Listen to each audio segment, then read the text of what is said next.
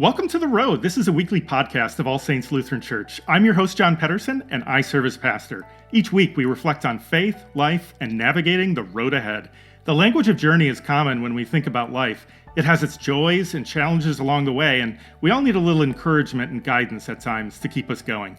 There's a word in the Bible, asphalia, which means truth, but it's the same root word we use in English for asphalt, if you can believe that. It's a solid surface that makes travel easier and more assured. And so every week we're going to be exploring elements of faith and life that keep us on the road.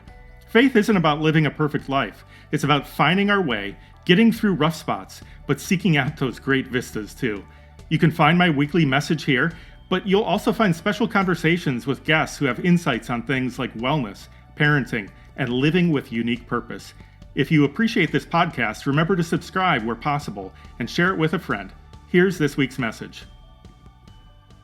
We're continuing our series, Hope, and today we're focusing on the ways that Jesus calls us to explore and see new opportunities. I want you to think for a moment about some of the people who have been mentors in your life, people who helped you develop skill and confidence, maybe navigate problems or challenges, opened up your vision to new pathways or opportunities. If there's a teacher, a leader, a supervisor, or friend that comes to mind, they, I'm sure, hold a pretty special place in your heart and memory. It's likely that they challenged you a bit, prompting you to grow and explore new areas of your life or work. Last summer, we had a whole series entitled Protege that examined what it means to be a disciple or student of Jesus. And we're revisiting some similar themes today as we hear the story of Jesus calling Philip to follow him. And after talking with Jesus, Philip is excited and goes and tells Nathanael that he's found the Messiah and he's the son of Joseph from Nazareth. And I appreciate his honest response, even if it's a little dismissive. Can anything good come out of Nazareth? Nazareth isn't seen with a lot of respect, apparently. I mean, what would the equivalent of Nazareth be today? It might depend on where you're from or your social or political views. But is there a place in the country or the world that raises suspicion or a degree of contempt for you or others today? And what about the people who come from there? Are you more likely to be skeptical of them? That's where Nathanael was at. Nazareth was not a prominent town. I've shared some historical background in the past on Nazareth. Archaeologists believe that at the time of Jesus, it was home to about 100 people. That's it. There's some ancient historians that map out various towns in the Galilee region, and none of them mention Nazareth. It wasn't big enough to mention. But we know it existed because archaeologists have found the remains of some of the homes in that area and of the synagogue from Jesus' time, and it's grown, obviously, as a town since. But you can go to Nazareth and stand on the original floor of the synagogue where Jesus gathered with his family and neighbors when he was growing up and opened the scroll of Isaiah when he started his ministry. It was one of the sites I visited when I was in seminary in 1995, and for me, it was one of the places where I felt the closest connection, literally standing in the same place where Jesus stood. But it was the backcountry of the Roman Empire. The Galilee region itself was looked down upon by people in the southern kingdom of Judea, and although it had some economic advantages, Galilee was more racially mixed. The dialect spoken was mocked, and the Jewish people in that region were seen as lax in their faith, with a heavy influence of Roman culture and religion surrounding them. That's where Jesus came from. Nathanael, not so impressed. Can anything good come out of Nazareth? Nathanael's comment shows a typical prejudice at the time. Human nature doesn't change that much. What I appreciate about this story is that Nathanael's comments are authentic. Doesn't hide that. What's interesting is that Jesus isn't ready to dismiss Nathanael. It's so easy to dismiss the potential of people based on our prejudgments. We can adopt two attitudes. We can be dismissive or open. We can become jaded, tired, and hopeless, or we can take the risk of hope and see opportunity. And that approach requires ongoing work. Jesus saw tension in Nathanael's life. Despite his flippant remarks about Jesus coming from Nazareth, Jesus sees through that kind of cynicism that we talked about last week and prejudice to someone better than that. Philip invites Nathanael to come and see Jesus, meet him, decide for yourself. And Jesus doesn't seem to be thrown off by his dismissal either. He sees Nathanael coming and says, "Here is truly an Israelite in whom there is no deceit." And Nathanael wonders, "Where did you get to know me?" And Jesus responds, "I saw you under the fig tree before Philip called you." And so we have to ask, what does that mean? Does Jesus see Philip literally doing something under a fig tree that we're not told about in the story? And maybe. But the comment makes sense in another way. The fig tree is a symbol of the peace and blessing that the Messiah would bring. And sitting under the fig tree was an expression that meant you were waiting, studying, and devoting yourself to the hope of the Messiah who would bring an age of peace. It was a sign of someone who was really trying to follow in the ways of God. Nathanael, like all of Israel, had been waiting a long time. There was plenty of reason for disappointment and even despair. Nathanael has two attitudes at odds with each other. He's dismissive and doubtful about this guy from Nazareth. And yet, he's also a person of hope. Jesus sees into the soul of Nathanael. He sees the tough outer shell, but he sees more than that. He calls Nathanael not just to follow him, but he calls hope out of him. Stop sitting under the fig tree waiting and finally do something about it. When Jesus calls out the hope inside of Nathanael, his life is transformed. When he calls out the goodness inside of him, he responds with faith. Nathanael's response is, "Rabbi, you are the Son of God, the King of Israel." And Jesus responds, "Do you believe because I told you that I saw you under the fig tree? You will see greater things than these." We can all be torn in both directions, but when God comes, we're called to hope and faith. On this weekend, when we recall the ministry of Reverend Dr. Martin Luther King Jr., we remember his words, "Darkness cannot drive out darkness, only light can do that. Hate cannot drive out hate, only love can do that." We're called to love those we're otherwise drawn to dismiss. And when we do dismiss, today's gospel is a reminder that God isn't ready to dismiss us just yet. If we remain open to the hope that Jesus brings into his relationship with each one of us, we have a second chance to listen and be open to following and exploring what he has to teach us. Being a disciple and accepting the invitation to come and see and follow means to be curious about what Jesus has to share with us. Faith in Jesus happens when we're invited to explore. The words "follow me" means there's movement involved. We're being led somewhere, shown things. A lot of people today assume that faith can happen in isolation and a vacuum, and to some extent that's true. But faith has an inherent relational component. It's important to get the spirit of the teaching beyond just the letter of the teaching, the letter of the law. It's the difference between reading an email or text without being able to gauge the facial expression of the person sharing it or the tone of their voice. It can be read in different ways depending on all of that stuff behind it, the spirit in which it's written. If someone is a follower of Jesus, what does that look like for you? You might try to define it by outward actions, participating in church regularly, part of a Christian community, making a concerted effort to help those in poverty or need, trying to love everybody and treat others with respect. And I think those are really helpful descriptions.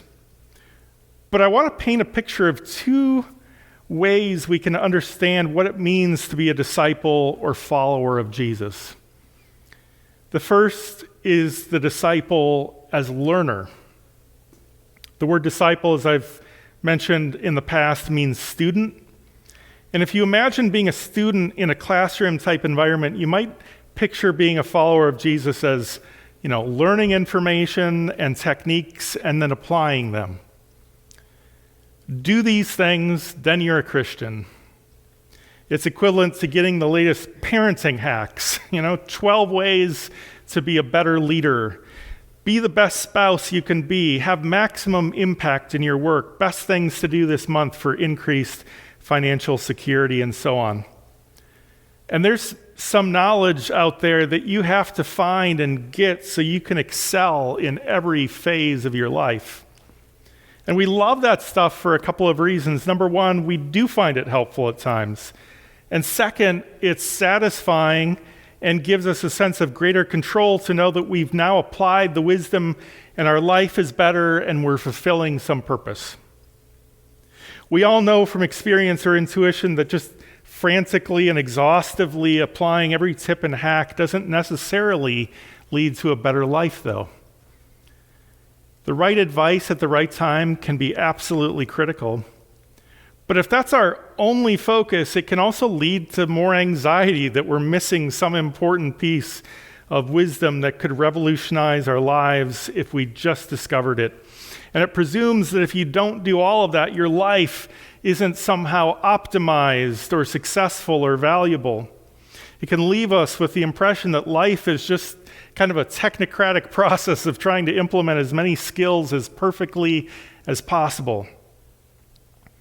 If this is the only way we imagine being a follower of Jesus, it could leave us feeling pretty weighed down because there's always some new insight we previously missed, and if we're not perfect, everything might just collapse.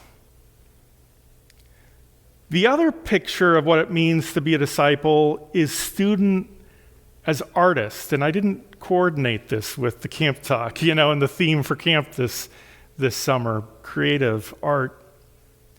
But if you've ever taken an art class, you know that there are some skills you need to learn and practice. You have to learn how to see lines and draw them from nature on a piece of paper. You have to learn how light functions.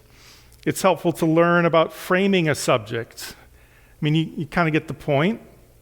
All of those more technical pieces of knowledge and practice are super helpful in growing your skill as an artist. But if you're an art student and you're learning from another artist, you not only learn technical skills, at some point it's assumed that you understand enough of that. You're also learning broader methods to convey an image or idea. You're starting to pick up on styles and intuitive approaches to how you can express yourself.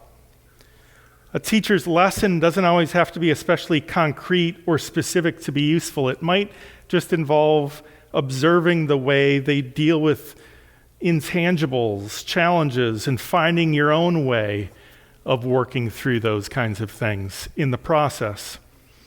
Learning as a natural intake of information through reflection and conversation. Learning by osmosis. Our family visited the Minneapolis Institute of Art over New Year's, and it's just a beautiful reminder of how many ways there are to express something, even just in the realm of painting. When you're viewing beautiful artwork as someone without a lot of training, your eye isn't always drawn to the technique itself, but it's drawn to the overall impression or emotion that it conveys. And there's a room at MIA full of Impressionist paintings that includes artists like Van Gogh, Paul Cézanne, Georges Seurat, and Claude Monet. And even though they come out of the same movement, they have different ways of expressing themselves with similar techniques. Part of being a disciple or student of Jesus is learning the basics, some of those technical things, coming to understand God through Jesus, loving the neighbor, the value of human dignity for everyone, including enemies, cultivating a sense of personal introspection and humility that allows for personal growth over the course of our lives, internalizing an approach to interpreting Scripture, a lot more could be said. But we learn some basics along with some intuitive qualities and mindsets that relate to being a follower of Jesus, and then we explore how to apply those over the course of our lives. Being a follower of Jesus is a life of exploration and curiosity. I think people sometimes hear "follow me" and it may sound like Simon Says, do exactly as I tell you. And maybe it feels a little confining or limiting in some way. Follow me and come and see, though, are invitations into a more intuitive and observational form of learning.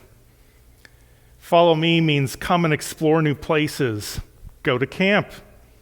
Jesus takes his disciples not just to other towns in the Galilee region, but he takes them to areas east of the Sea of Galilee. He takes them north to Syria, Phoenicia, outside of relatively safe, comfortable, and familiar places.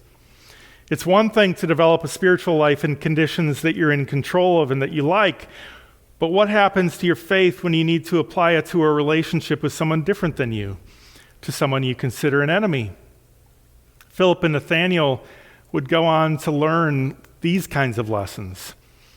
A dismissive attitude toward people unlike us has its costs. It does as much damage to ourselves as it does to others. And when Jesus calls us to follow in hope, it's for the sake of the world and ourselves. In today's reading, Jesus is saying, Nathanael, you are a person of hope. Put aside your doubts and cynicism, your prejudice. Nathanael's interaction with Jesus was unique. He misjudged Jesus on the surface. So did many others over the course of his ministry. Nathanael almost missed out on his highest hopes because Jesus didn't fit his picture. I believe we all have our own fig tree. We're all waiting for something better, something greater. We have to be ready to keep an open mind about how God works and the value in every person. We won't do that perfectly, but we'll try to express what we learned from Jesus through our own unique gifts and personalities and interests. Jesus saw into Nathanael's life. Nathanael asked Jesus, "Where did you get to know me?" We all want to be known in the end.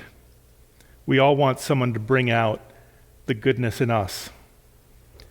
Jesus did that for Nathanael. Jesus can do that for you.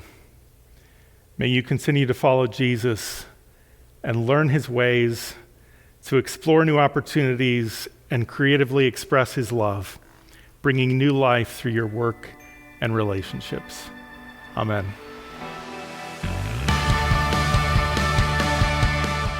That's this week's message. You don't have to navigate the road ahead alone.